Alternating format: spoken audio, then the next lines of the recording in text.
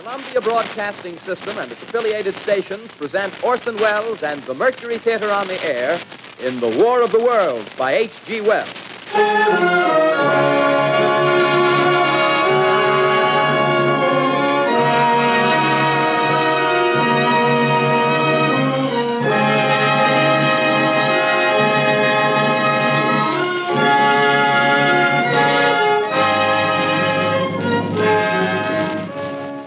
Ladies and gentlemen, the director of the Mercury Theater and star of these broadcasts, Orson Welles. We know now that in the early years of the 20th century, this world was being watched closely by intelligences greater than man's, and yet as mortal as his own. We know now that as human beings busied themselves about their various concerns, they were scrutinized and studied, perhaps almost as narrowly as a man with a microscope might scrutinize the transient creatures that swarm and multiply in a drop of water. With infinite complacence, people went to and fro over the earth about their little affairs, serene in the assurance of their dominion over this small, spinning fragment of solar driftwood, which by chance or design, man has inherited out of the dark mystery of time and space. Yet across an immense ethereal gulf, minds that are to our minds as ours are to the beasts in the jungle, intellects, vast, cool, and unsympathetic, regarded this earth with envious eyes and slowly and surely drew their plans against us. In the 39th year of the 20th century came the Great Disillusionment. It was near the end of October. Business was better. The war scare was over. More men were back at work. Sales were picking up. On this particular evening, October 30th, the Crosley service estimated that 32 million people were listening in on radios. For the next 24 hours, not much change in temperature. A slight atmospheric disturbance of undetermined origin is reported over Nova Scotia, causing a low-pressure area to move down rather rapidly over the northeastern states, bringing a forecast of rain accompanied by winds of light gale force. Maximum temperature 66, minimum 48. This weather report comes to you from the Government Weather Bureau. We take you now to the Meridian Room in the Hotel Park Plaza in downtown New York, where you will be entertained by the music of Raymond Raquello and his orchestra.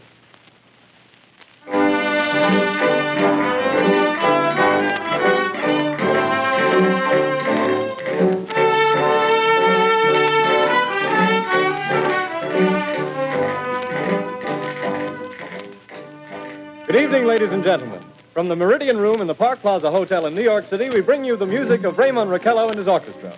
With a touch of the Spanish, Raymond Raquello leads off with La Comparsita.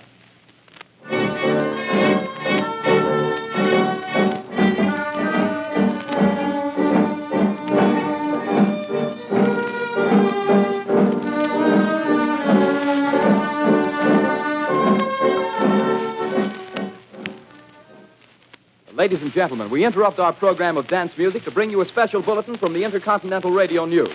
At 20 minutes before 8 Central Time, Professor Farrell of the Mount Jennings Observatory, Chicago, Illinois, reports observing several explosions of incandescent gas occurring at regular intervals on the planet Mars. The spectroscope indicates the gas to be hydrogen and moving toward the Earth with enormous velocity. Professor Pearson of the observatory at Princeton confirms Farrell's observation and describes the phenomenon as, quote, like a jet of blue flame shot from a gun, unquote.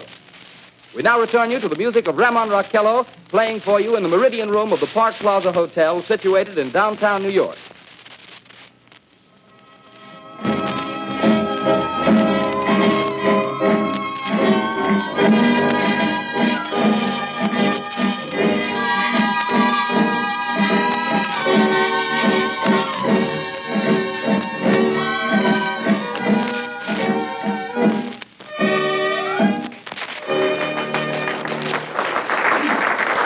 Now, a tune that never loses favor, the ever-popular Stardust, Raymond Raquello and his orchestra.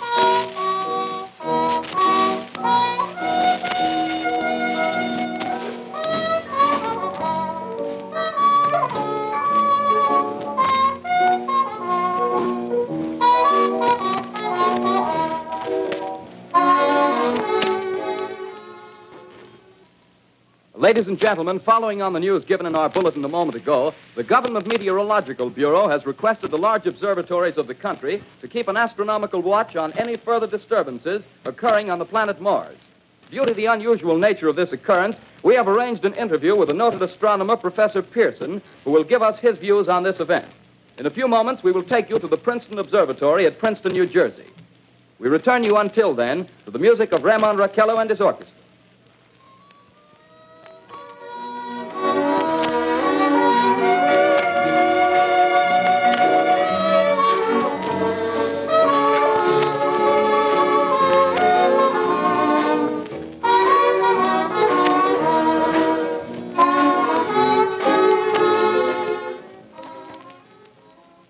We are ready now to take you to the Princeton Observatory at Princeton, where Carl Phillips, our commentator, will interview Professor Richard Pearson, famous astronomer. We take you now to Princeton, New Jersey.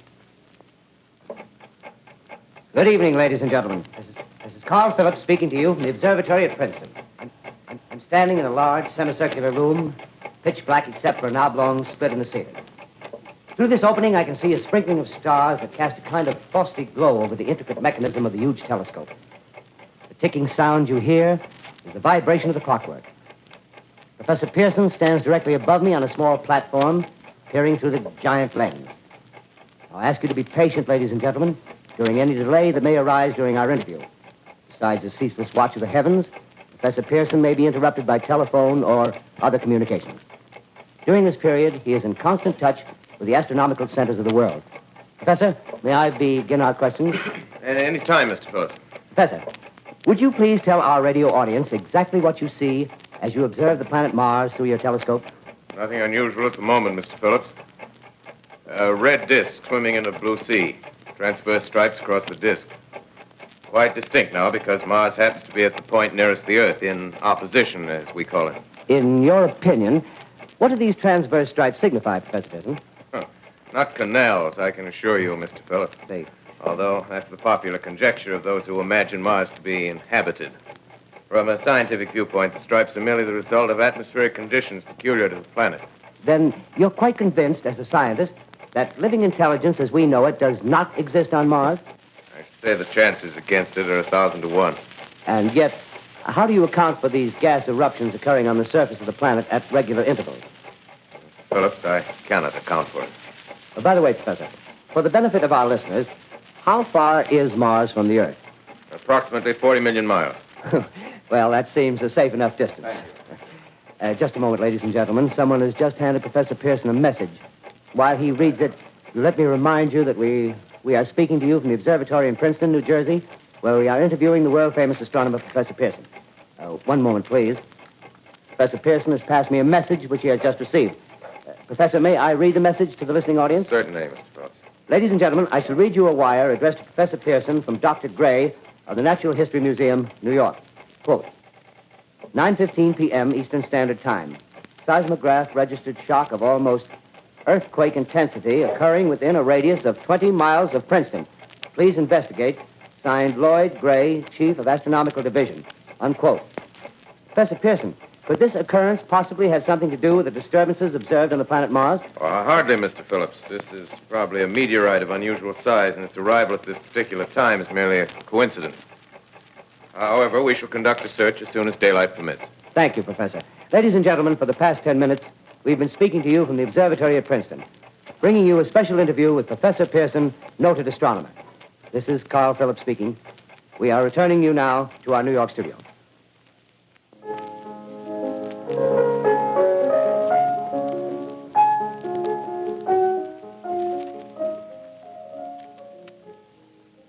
Ladies and gentlemen, here is the latest bulletin from the Intercontinental Radio News. Toronto, Canada. Professor Morse of Macmillan University reports observing a total of 3 explosions on the planet Mars between the hours of 7:45 p.m. and 9:20 p.m. Eastern Standard Time. This confirms earlier reports received from American observatories. Now, nearer home, comes a special bulletin from Trenton, New Jersey. It is reported that at 8:50 p.m., a huge flaming object, believed to be a meteorite, fell on a farm in the neighborhood of Grover's Mill, New Jersey, 22 miles from Trenton. The flash in the sky was visible within a radius of several hundred miles, and the noise of the impact was heard as far north as Elizabeth. We have dispatched a special mobile unit to the scene. And we'll have our commentator, Carl Phillips, give you a word picture of the scene as soon as he can reach there from Princeton.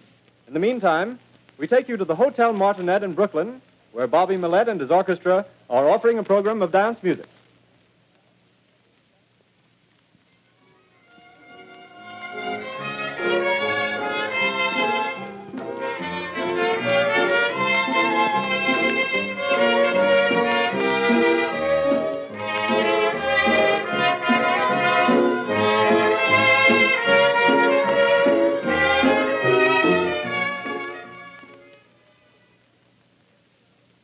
We take you now to Grover's Mill, New Jersey.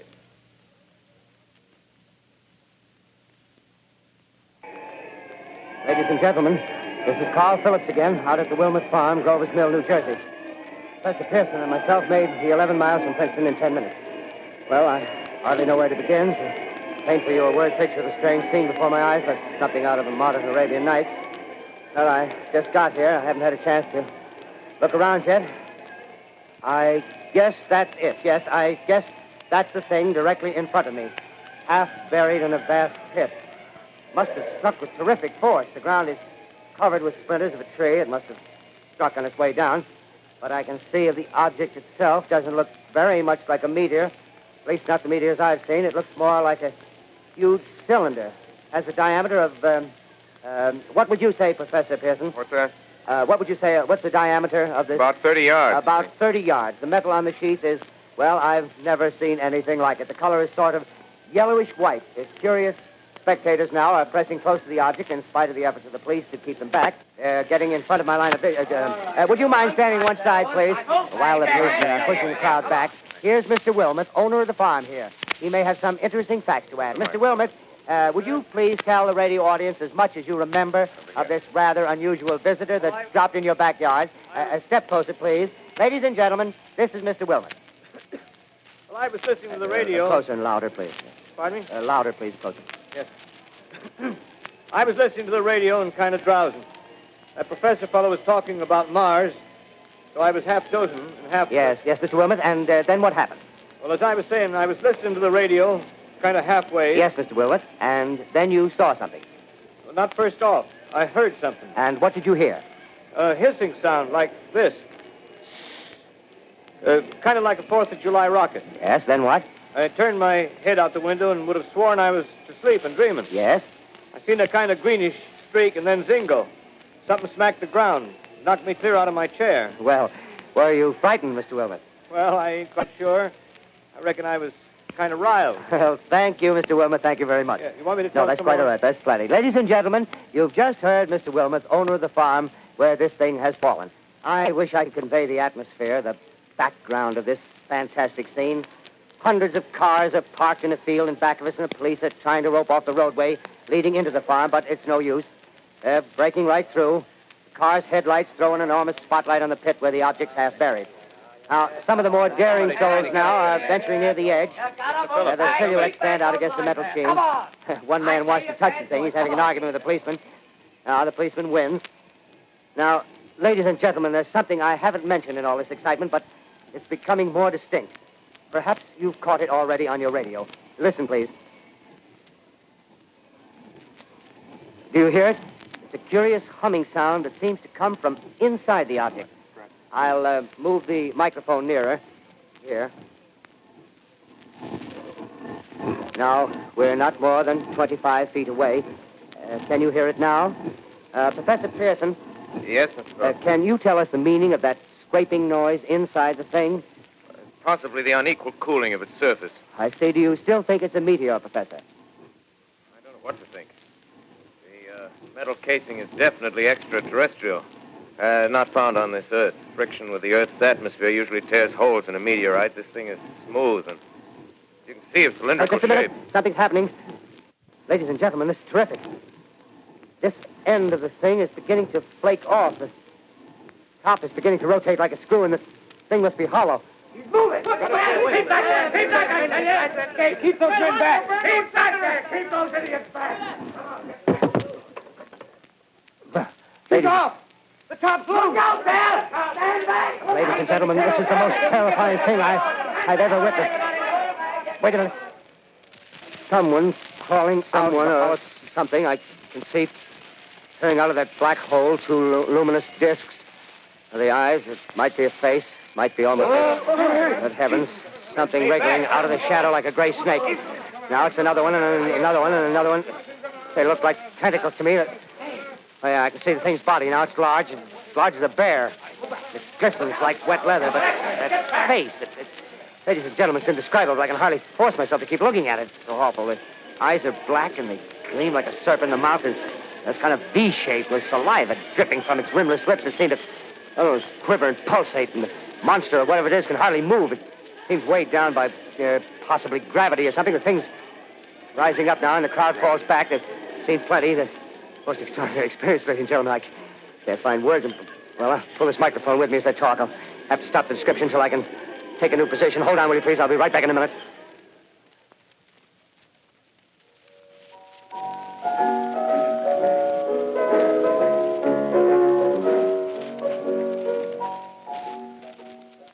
We are bringing you an eyewitness account of what's happening on the Wilmuth Farm, Grover's Mill, New Jersey.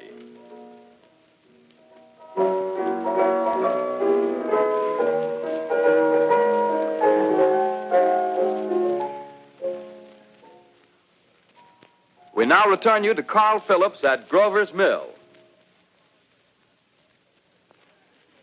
Ladies and gentlemen, am I on? Ladies and gentlemen, here I am, back of a stone wall that adjoins Mr. Wilmuth's garden. From here, I get a sweep of the whole scene. I'll give you every detail as long as I can talk and as long as I can see. There's more state police have arrived. They're drawing up a cordon in front of the pit. About 30 of them. No need to push the crowd back now. They're willing to keep their distance. The captain's conferring with someone. Can't quite see who. Oh, yes, I believe it's Professor Pearson. Yes, it is. Now they've parted, and the professor moves around one side, studying the object, while the captain and two policemen advance with something in their hands. I can see it now. It's a white handkerchief tied to a pole. Flag of truce.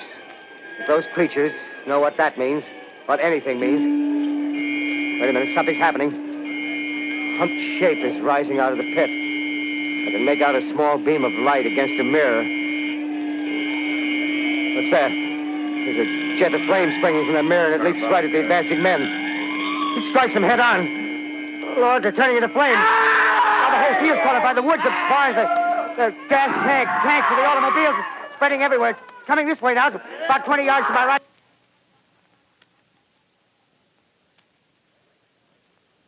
Ladies and gentlemen, due to circumstances beyond our control, we are unable to continue the broadcast from Grover's Mill. Evidently, there's some difficulty with our field transmission. However, we will return to that point at the earliest opportunity. In the meantime, we have a late bulletin from San Diego, California. Professor Indelkoffer, speaking at a dinner of the California Astronomical Society, expressed the opinion that the explosions on Mars are undoubtedly nothing more than severe volcanic disturbances on the surface of the planet. We continue now with our piano interlude.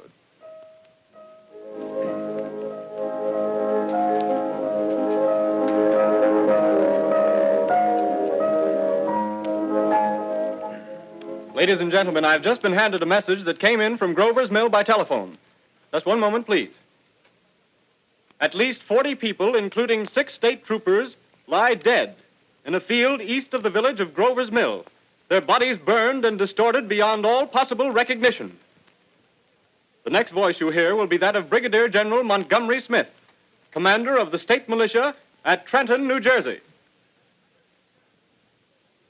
I have been requested by the governor of New Jersey to place the counties of Mercer and Middlesex as far west as Princeton and east to Jamesburg under martial law. No one will be permitted to enter this area except by special pass issued by state or military authorities.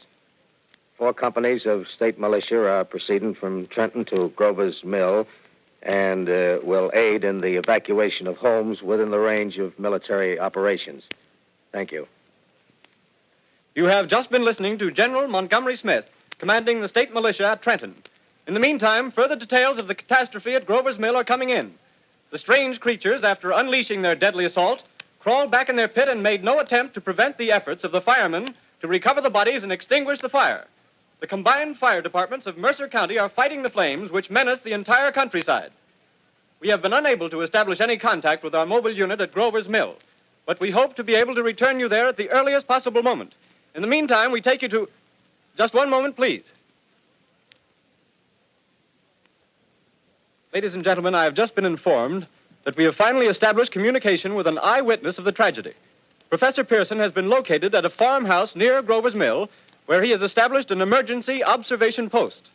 As a scientist, he will give you his explanation of the calamity. The next voice you hear will be that of Professor Pearson, brought to you by direct wire. Professor Pearson.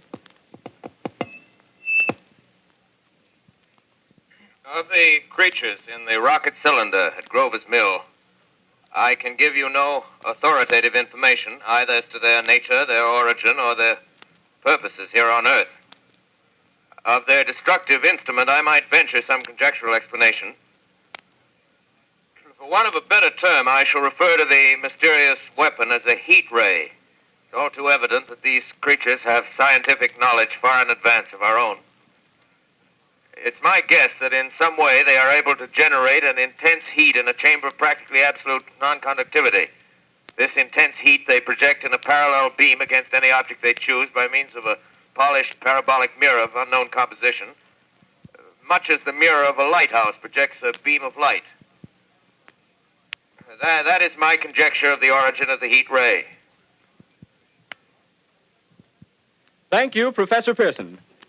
Ladies and gentlemen, here is a bulletin from Trenton. It is a brief statement informing us that the charred body of Carl Phillips has been identified in a Trenton hospital. Now, here's another bulletin from Washington, D.C. The Office of the Director of the National Red Cross reports 10 units of Red Cross emergency workers have been assigned to the headquarters of the state militia, stationed outside of Grover's Mill, New Jersey.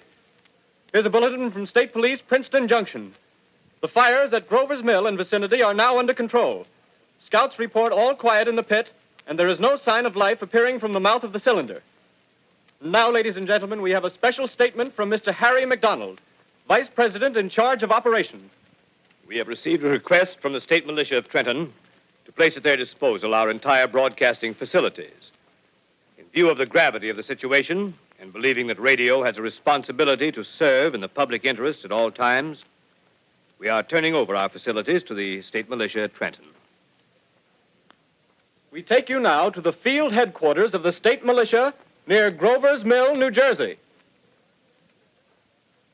This is Captain Lansing of the Signal Corps, attached to the state militia, now engaged in military operations in the vicinity of Grover's Mill.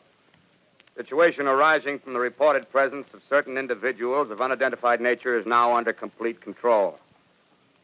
The cylindrical object, which lies in a pit directly below our position, surrounded on all sides by 8 battalions of infantry, without heavy field pieces, but adequately armed with rifles and machine guns. All cause for alarm, if such cause ever existed, is now entirely unjustified. Things, whatever they are, do not even venture to poke their heads above the pit. I can see their hiding place plainly in the glare of the searchlights here. With all their reported resources, these creatures can scarcely stand up against heavy machine gun fire. Anyway, it's an interesting outing for the troops. I can make out their khaki uniforms crossing back and forth in front of the lights. Looks almost like a real war. There appears to be some slight smoke in the woods bordering the Millstone River. Probably fire started by campers. Well, we ought to see some action soon. One of the companies is deploying on the left flank. A quick thrust and it'll all be over. Now, wait a minute. I see something on top of the cylinder. No, it's nothing but a shadow. Now the troops are on the edge of the Wilmot Farm. 7,000 armed men closing in on an old metal tube. A tub, rather. Well, wait, that wasn't a shadow. It's something moving. Solid metal, kind of a shield-like affair rising up out of the cylinder. It's going higher and higher. What? It's standing on legs, actually rearing up on a sort of metal framework. Now it's reaching above the trees, and the searchlights are on it. Hold on.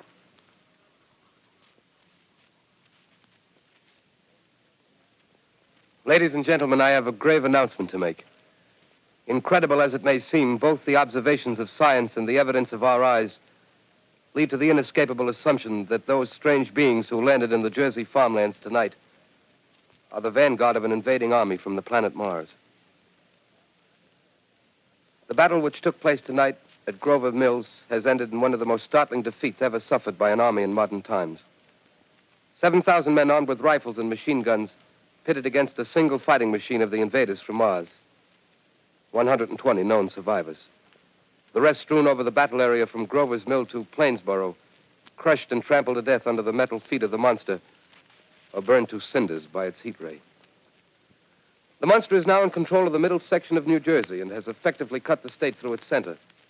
Communication lines are down from Pennsylvania to the Atlantic Ocean. Railroad tracks are torn and service from New York to Philadelphia discontinued, except routing some of the trains through Allerton and Phoenixville. Highways to the north, south, and west are clogged with frantic human traffic. Police and Army reserves are unable to control the mad flight. By morning, the fugitives will have swelled Philadelphia, Camden, and Trenton.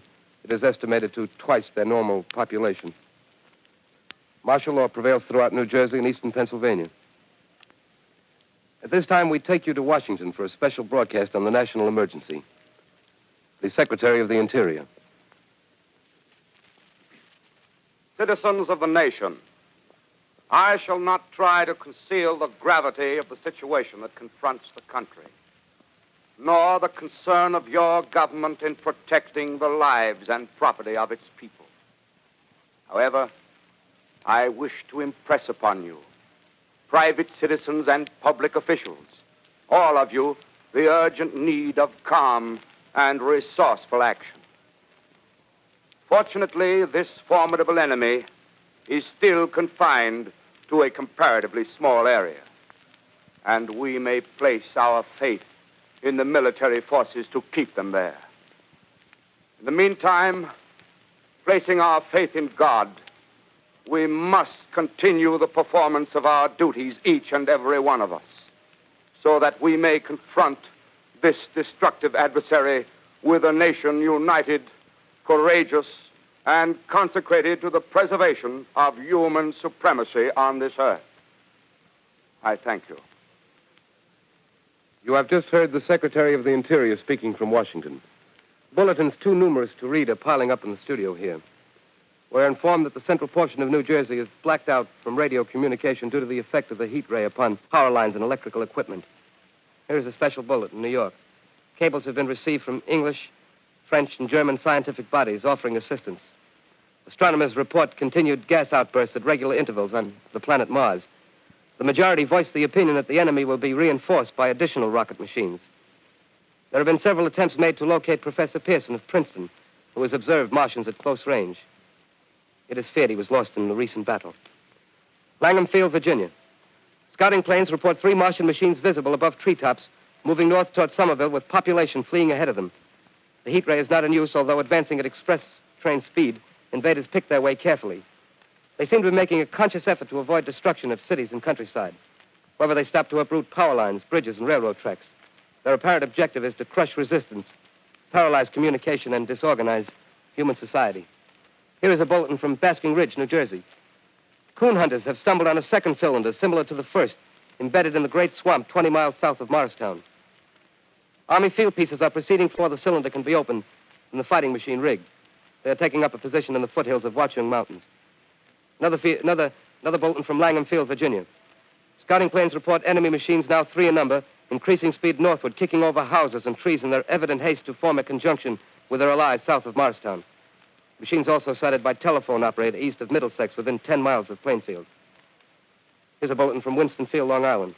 A fleet of Army bombers carrying heavy explosive flying north in pursuit of enemy. Scouting planes act as guides. They keep the speeding enemy in sight. Just a moment, please, ladies and gentlemen. We've run special wires to the artillery line in adjacent villages to give you direct reports in the zone of the advancing enemy. First, we take you to the battery of the 22nd Field Artillery, located in the Watchung Mountains. Range 32 meters. 32 meters. Projection 39 degrees. 39 degrees. Fire. 140 yards to the right, sir. Shift range 31 meters. 31 meters. Projection 37 degrees. 37 degrees. Fire.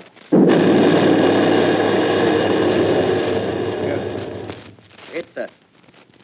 Got the tripod of one of them. They're stopped. The others are trying to repair it. Quick, get the range. Shift 30 meters. 30 meters. Projection 27 degrees. 27 degrees. Fire.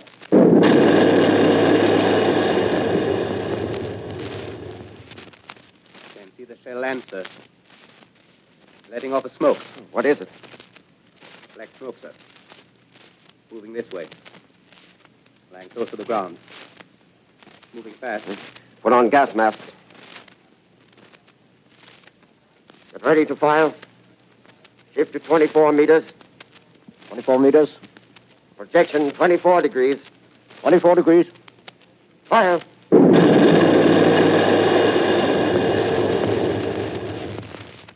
Still can't see, sir. Smoke's coming nearer. Get the range. 50 feet. Meters. 23 meters. 23 meters. Projection 22 degrees. 22 degrees.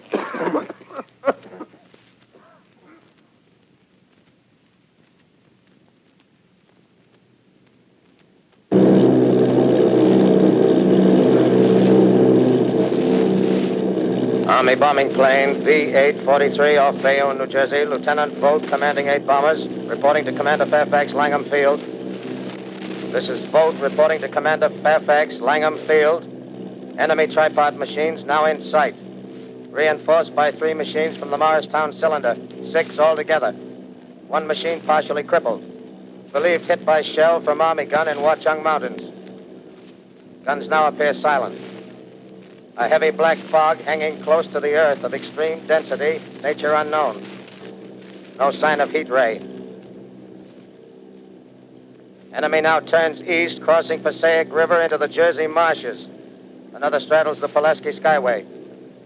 Evident objective is New York City. They're pushing down a high-tension power station. The machines are close together now, and we're ready to attack. Planes circling, ready to strike. 1,000 yards, and we'll be over the first.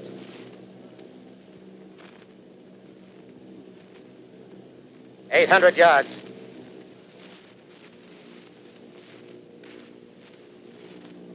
$600.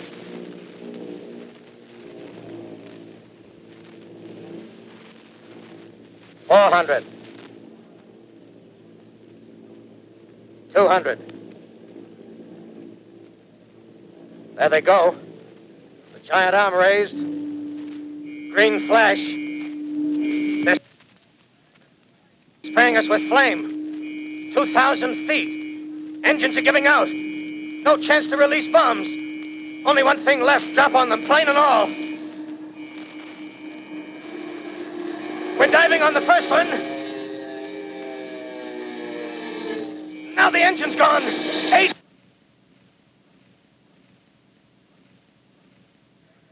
This is Bayonne, New Jersey, calling Langham Field. This is Bayonne, New Jersey, calling Langham Field. Come in, please. This is Langham Field. Go ahead. 8 Army bombers in engagement with enemy tripod machines over Jersey Flats. Engines incapacitated by heat ray. All crashed. 1 enemy machine destroyed. Enemy now discharging heavy black smoke in direction of... This is Newark, New Jersey. This is Newark, New Jersey. Warning. Poisonous black smoke pouring in from Jersey marshes. Reach at South Street. Gas masks useless. Urge population to move into open spaces. Automobiles use routes 7, 23, 24. Avoid congested areas. Smoke now spreading over Raymond Boulevard.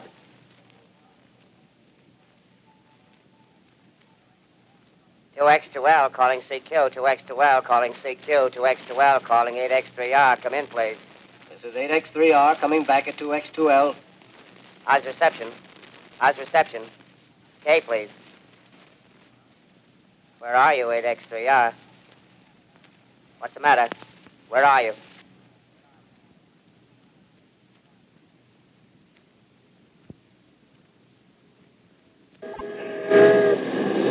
I'm speaking from the roof of Broadcasting Building. I'm speaking from the roof of Broadcasting Building, New York City. The bells you hear are ringing to warn the people to evacuate the city as the Martians approach. Estimated in the last 2 hours, 3 million people have moved out along the roads to the north. Hutchison River Parkway is still kept open for motor traffic. Avoid bridges to Long Island, hopelessly jammed. All communication with Jersey Shore closed 10 minutes ago.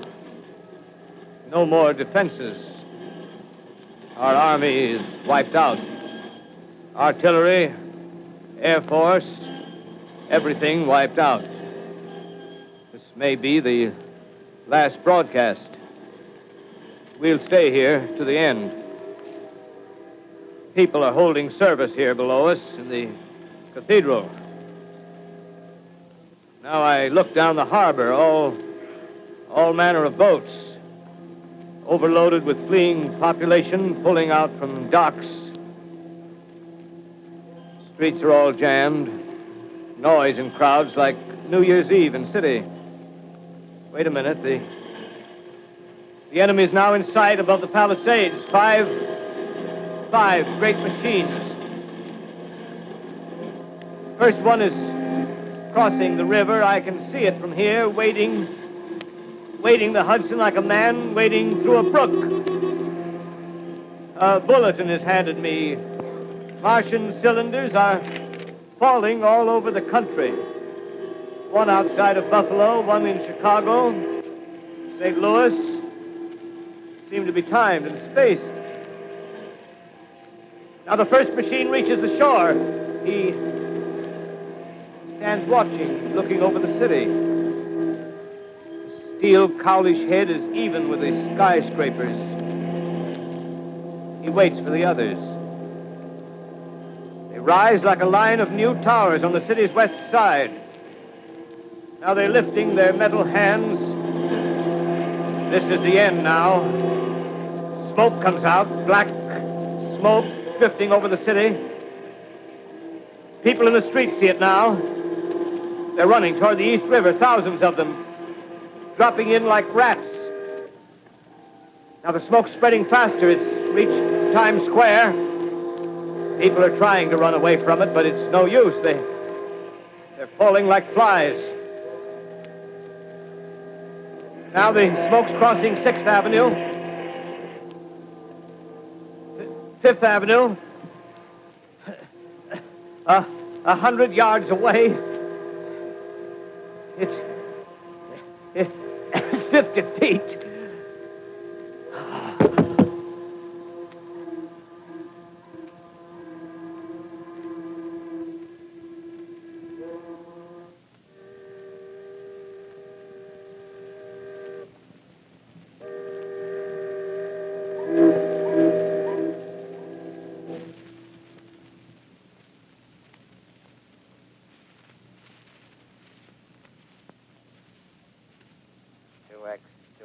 Calling CQ.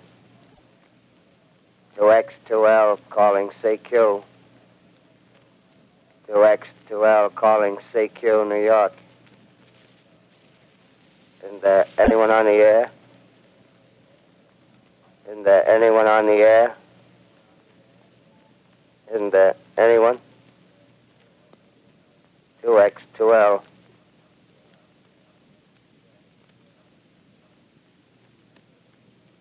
You are listening to a CBS presentation of Orson Welles and the Mercury Theater on the Air in an original dramatization of The War of the Worlds by H.G. Wells. The performance will continue after a brief intermission. This is the Columbia Broadcasting System. The War of the Worlds by H.G. Wells, starring Orson Welles and the Mercury Theater on the Air.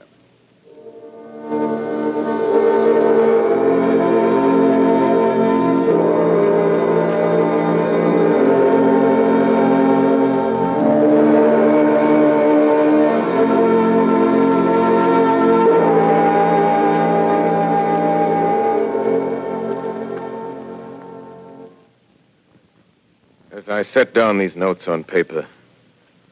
I'm obsessed by the thought that I may be the last living man on Earth.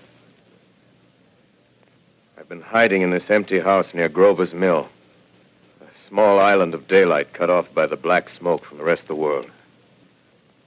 All that happened before the arrival of these monstrous creatures in the world now seems part of another life. A life that has no continuity with the present. furtive existence of the lonely derelict who pencils these words on the back of some astronomical notes bearing the signature of Richard Pearson.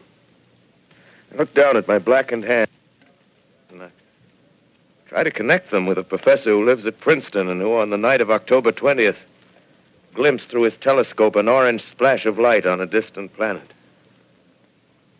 My wife, my colleagues, my students, my books, my observatory, my world. Where are they? Did they ever exist? Am I Richard Pearson? What day is it? Do days exist without calendars? Does time pass when there are no human hands left to wind the clocks? In writing down my daily life, I tell myself I shall preserve human history between the dark covers of this little book that was meant to record the movements of the stars. But to write, I must live, and to live, I must eat. Find moldy bread in the kitchen and an orange not too spoiled to swallow. Keep watch at the window. Time to time, I catch sight of a Martian above the black smoke. The smoke still holds the house in its black coil, but at length there's a hissing sound, and suddenly I see a Martian mounted on his machine, spraying the air with a jet of steam as if to dissipate the smoke. I watch in a corner as his huge metal legs nearly brush against the house. Exhausted by terror, I fall asleep. It's morning. Morning.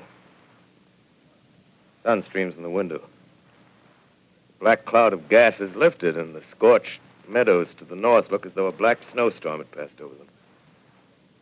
I venture from the house. I make my way to a road, no traffic. Here and there, a wrecked car, baggage overturned, a blackened skeleton. Push on north. For some reason, I feel safer trailing these monsters than running away from them. And I keep a careful watch.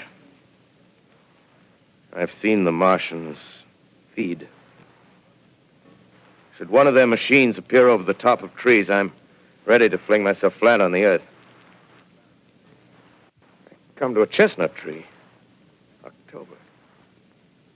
Chestnuts are ripe. Fill my pockets. I must keep alive.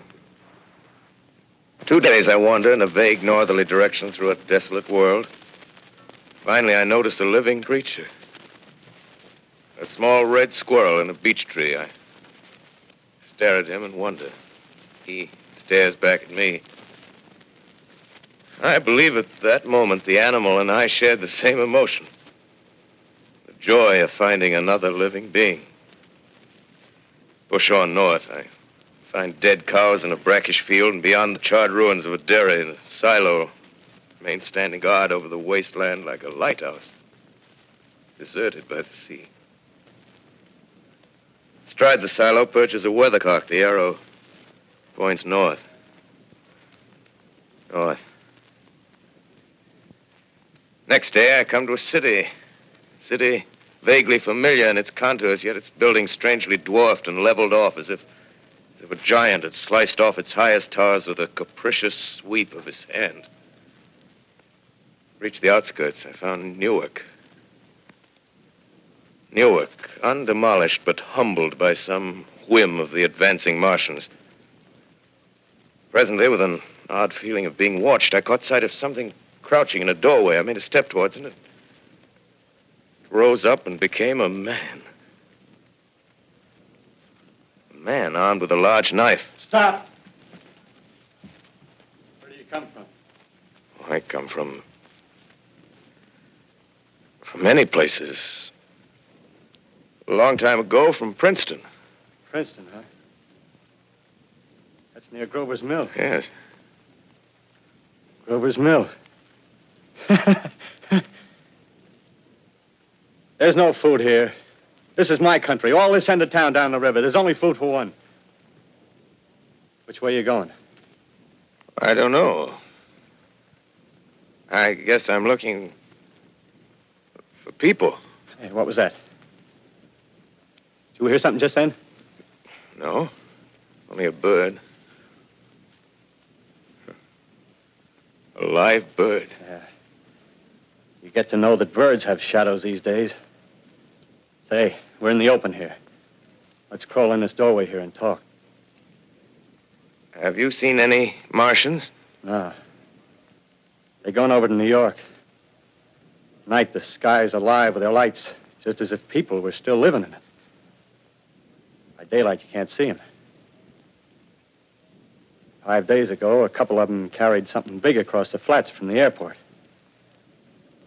I think they're learning how to fly. Fly? Yeah, fly. Then it's all over with humanity. Stranger, there's still you and I. 2 of us left. Yeah. They got themselves in solid. They wrecked the greatest country in the world. Those green stars, they're probably falling somewhere every night. They've only lost one machine. There isn't anything to do. We're done. We're licked. Where were you? You're in a uniform. Yeah, what's left of it. I was in the militia. National Guard. That's good. There wasn't any war. Any more than there's war between men and ants. Yes, but we're eatable ants. I found that out. What'll they do to us? I thought it all out. Right now, we're caught as we're wanted. A Martian only has to go a few miles to get a crowd on the run. But they won't keep on doing that. They'll begin catching us systematic, like keeping the best and storing us in cages and things. They haven't begun on us yet. Not begun? Not begun. All that's happened so far is because we don't have sense enough to keep quiet. Bothering them with guns and such stuff and losing our heads and rushing off in crowds. No, instead of our rushing around blind, we got to fix ourselves up. Fix ourselves up according to the way things are now. Cities, nations, civilization, progress. Yes, but if that's so, what is there to live for? Well, there won't be any more concerts for 1,000,000 years or so and no nice little dinners at restaurants. If it's amusement you're after, I guess the game's up. What is there left? Life, that's what. I want to live. Yeah, and so do you. We're not going to be exterminated. And I don't mean to be caught either. Tamed and fattened and bred like an ox. What are you going to do? I'm going on. Right under their feet. I got a plan. We men, as men, we're finished. We don't know enough. We got to learn plenty before we get a chance. We've got to live and keep free while we learn, see? I've thought it all out, see? Well, tell me the rest. Well, it isn't all of us that are made for wild beasts. That's what it got to. That's what it got to be. That's why I watched you. Watched you. All those little office workers that used to live in these houses. They be no good. They haven't any stuff in them. They used to run off to work. I've seen hundreds of them running to catch their commuter's train in the morning, afraid they'd get canned if they didn't. Running back at night, afraid they wouldn't be in time for dinner. Lives insured and a little invested in case of accidents. Yeah, and on Sundays, worried about the hereafter. Well, the Martians, they'll be a godsend for those guys. Nice, roomy cages, good food, careful breeding, no worries. Yeah, after a week or so of chasing around the fields on empty stomachs, they'll come and be glad to be caught. You've thought it all out, haven't you? Sure, you bet I have. That isn't all. These Martians are going to make pets of some of them. Train them to do tricks. Who knows, get sentimental over the pet boy who grew up and had to be killed. Yeah, and some maybe, they'll train to hunt us. Oh, no, it's impossible. Human Yes, beings. they will. There's men who do it gladly. If one of them ever comes after me, by... In the meantime, you and I and others like us, where are we to live when the Martians own the Earth? I got it all figured out. We'll live underground. I've been thinking about the sewers. Under New York, there are miles and miles of them. The main ones, they're big enough for anybody. Then there's cellars, vaults, underground storerooms, railway tunnels, subways. You begin to see, huh? We'll get a bunch of strong men together. No weaklings. That rubbish, out. As you meant me to go. All right. Give you a chance, didn't I? Won't quarrel about that. Go on. Well, we got to make safe places for us to stay in, see? Get all the books we can. Science books. That's where men like you come in, see? We raid the museums, We'll even spy on the Martians. May not be so much we have to learn before... Listen. Just imagine this. 4 or 5 of their own fighting machines suddenly start off. Heat rays right and left. Not a Martian in them. Not a Martian in them, see? But men. Men who've learned the way how. May even be in our time. Gee. Imagine having one of them lovely things with its heat ray wide and free. We'd turn it on Martians. We'd turn it on men. We'd bring everybody down on their knees. That's your plan. Yeah. You, me, a few more of us. We'd own the world. I see. Hey. Hey, what's the matter? Where are you going? Not to your world. Bye, stranger.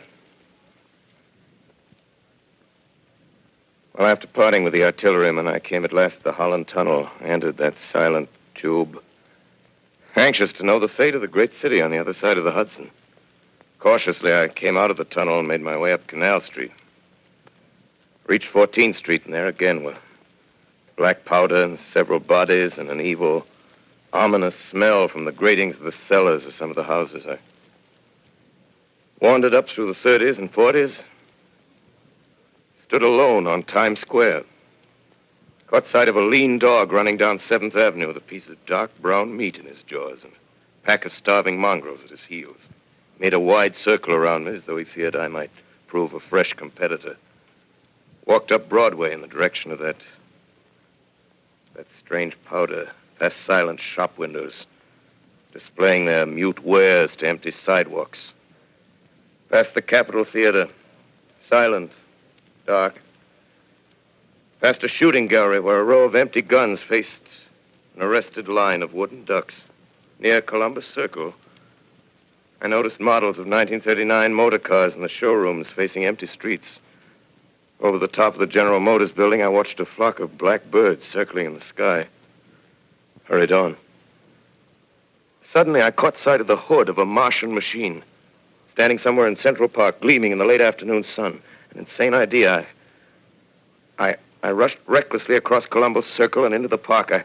I climbed a small hill above the pond at 60th Street, and from there I could see standing in a silent row along the mall 19 of those great metal titans, their cowls empty, their steel arms hanging listlessly by their sides. I looked in vain for the monsters that inhabit those machines. Suddenly, my eyes were attracted to the immense flock of black birds that hovered directly below me. They circled to the ground. And there before my eyes, stark and silent, lay the Martians with the hungry birds pecking and tearing brown shreds of flesh from their dead bodies. Later, when their bodies were examined in laboratories, it was found that they were killed by the putrefactive and disease bacteria against which their systems were unprepared. Slain, after all, man's defenses had failed by the humblest thing that God, His wisdom, has put upon this earth.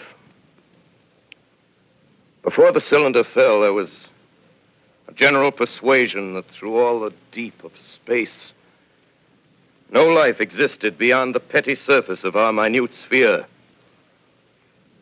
Now we see further. Dim and wonderful is the vision I've conjured up in my mind of life spreading slowly from this little seedbed of the solar system throughout the inanimate vastnesses of sidereal space. But it's a remote dream. Maybe that the destruction of the Martians is only a reprieve to them and not to us.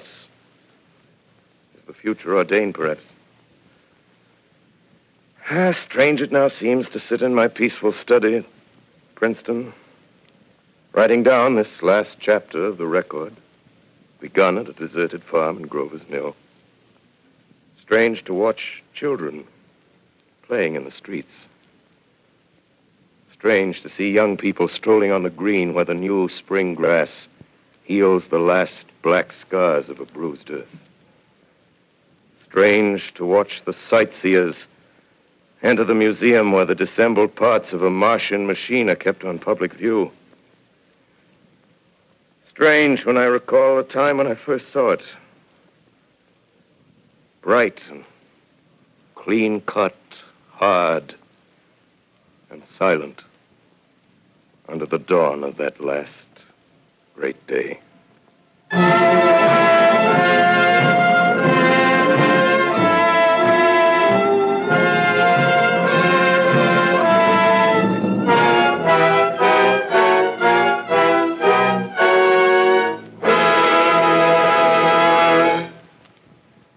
This is Orson Welles, ladies and gentlemen, out of character, to assure you that the War of the Worlds has no further significance than as the holiday offering it was intended to be. The Mercury Theater's own radio version of dressing up in a sheet and jumping out of a bush and saying boo. Starting now, we couldn't soap all your windows and steal all your garden gates by tomorrow night, so we did the best next thing. We annihilated the world before your very ears and utterly destroyed the CBS. You will be relieved, I hope, to learn that we didn't mean it and that both institutions are still open for business. So goodbye, everybody, and remember, please, for the next day or so, the terrible lesson you learned tonight. That grinning, glowing, globular invader of your living room is an inhabitant of the pumpkin patch, and if your doorbell rings and nobody's there, that was no Martian. It's Halloween.